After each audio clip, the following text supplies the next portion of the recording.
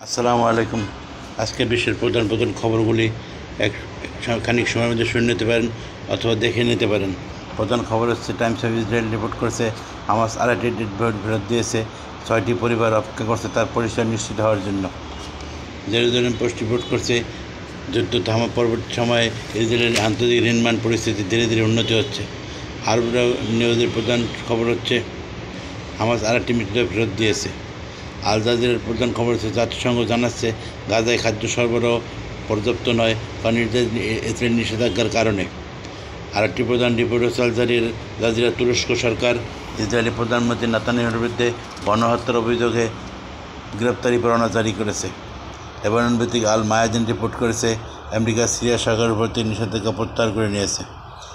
American news CNN জানিয়েছে, ফিলিস্তিনের পশ্চিম তীরে সহিংসতার কারণে ফিলিস্তিনিদেরকে ঘরবাড়ি ছেড়ে চলে যেতে বাধ্য করা হচ্ছে।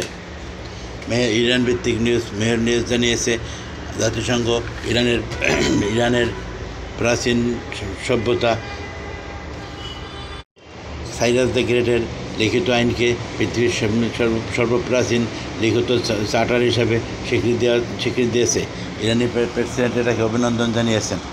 ইরান আরেকটি খবরে বলেছে, ইরানি প্রেসিডেন্ট বলেছেন, ইরান শান্তি চায় কিন্তু শান্তির জন্য মাথা নত করবে না।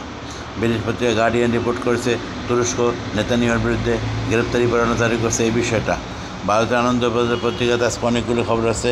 ভারতের পশ্চিমবঙ্গ সরকারের পক্ষে হাইকোর্ট রায় দিয়েছে যে দিল্লি সরকারের কাছে পশ্চিমবঙ্গ সরকারের 100 দিনের কর্মসূচিতে পাওনা সেটা পরিশোধ করার জন্য দিল্লিকে হলফনামা দিতে হবে।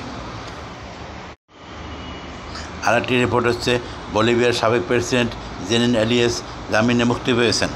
নির্বাচন বাংলাদেশের ব্যাপারে ভারতীয় পত্রিকার রিপোর্ট হচ্ছে, নির্বাচন বানচালের ষড়যন্ত্র চলছে।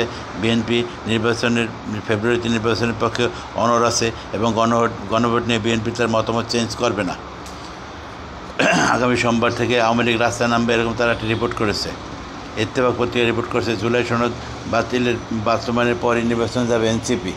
ইত্তেফাক আরেকটি রিপোর্ট করেছে, বাংলাদেশের সঙ্গে সম্পর্ক টানাপোড়েন চায় না ভারত, এটা বলেছে রাজনাথ সিং। আরেকটি রিপোর্ট হচ্ছে, গণভোট উপেক্ষা করে সংকটে পড়বে জাতি, এটা বলেছে জামাত ইসলামের সূত্রে। বিএনপি ইনকিলাব বলেছে, বিএনপি চাচ্ছে জাতীয় নির্বাচন এবং গণভোট একই দিনে অনুষ্ঠিত হোক, এই ব্যাপারে বিএনপি অনড় আছে।